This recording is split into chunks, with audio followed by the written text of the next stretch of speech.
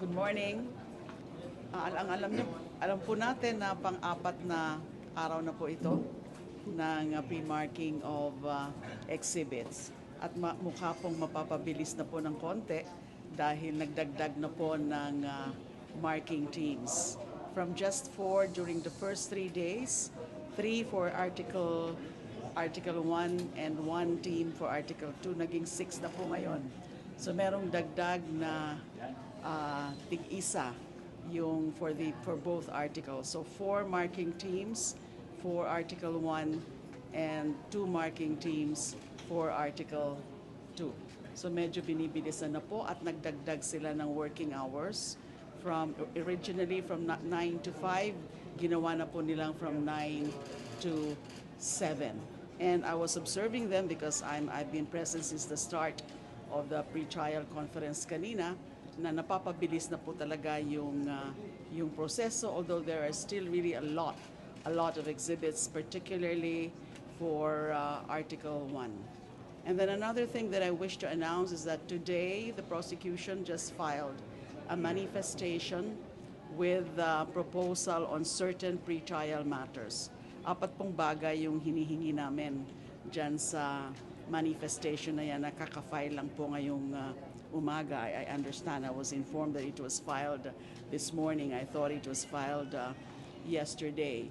Yung una po is that humihingi kami ng agreement na kung pwede during the trial stage, during the presentation of witnesses, direct examination, cross-examination, or redirect examination ay gumamit ng either or both Filipino and English languages.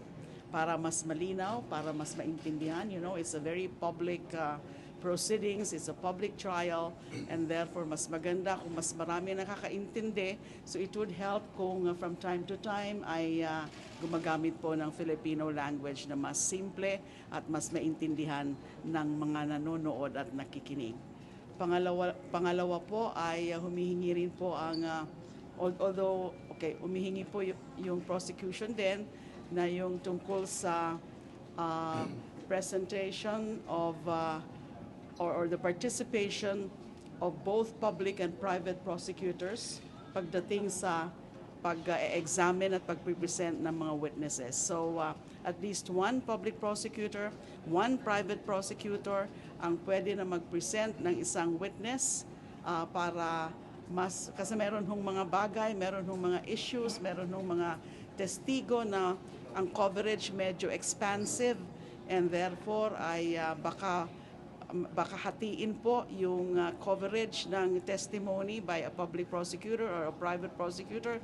Pwede ring isa lang na public prosecutor o pwedeng isa lang na private prosecutor yung mag-present ng witness. Pero at least 2 para 1 public prosecutor and 1 private prosecutor ang naka-assign sa pag-present ng isang witness.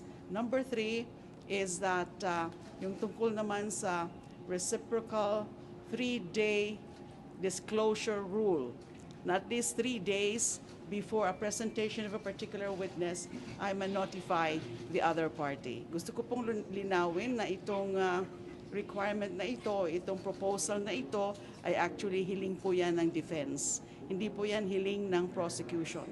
Kasi sa tingin po namin ay nandyan naman alam na nila kung sino yung mga witnesses namin, alam na nila kung ano yung mga ebidensya, nandyan yan sa pre-trial brief. But para lang hindi magkaroon ng mga procedural arguments o mga procedural technicalities na i-insist nila na kailangan walang surprises, ay pumapayag kami na ganun na nga. At least 3 days before the presentation of a witness or witnesses ay kailangan ay ma-notify yung the other party.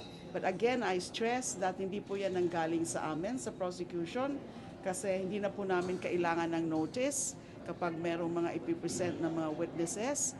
And yung mga dokumento, nandyan na, pre-mark na, alam na nila. And mula pa lang sa pre-trial brief, nandyan na. So there can be no questions about, well, it's a surprise witness, we're being ambushed here by a surprise witness. Pero yun na nga, para wala nang mga ganong usapan that could further delay the proceedings, pumayag po kami, and I'm sure dyan sa manifestation namin, wala silang objection tungkol dyan. The fourth matter, the last matter, which is the subject of that manifestation, is the opening of the sealed BIR box. Remember, na doon sa proceedings before the Committee on Justice noon, pinagpasyahan ng majority of the members of the Justice Committee na wag na munang buksan yung box na present o dinala ng BIR in compliance with the subpoena issued by the committee. Kasi there were questions about whether pwede, kasi nga yung mga non-disclosure provisions as National Internal Revenue Code, although there's of course divergence of opinion there. Ako mismo, I was insisting already on the opening of that BIR box, but the majority decided otherwise. So that was transmitted, that particular BIR box was transmitted to the Senate na nakasil, na hindi pa yun nakita ng members of the Justice Committee.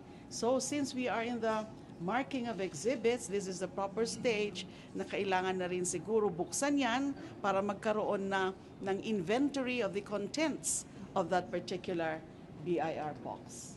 So sa tingin namin, that would aid also in more efficient and more expeditious conduct of trial kung mabuksan na rin yan ngayon during the stage ng pre-trial. So those were the subject matters of the manifestation that was filed today, this morning, by the prosecution.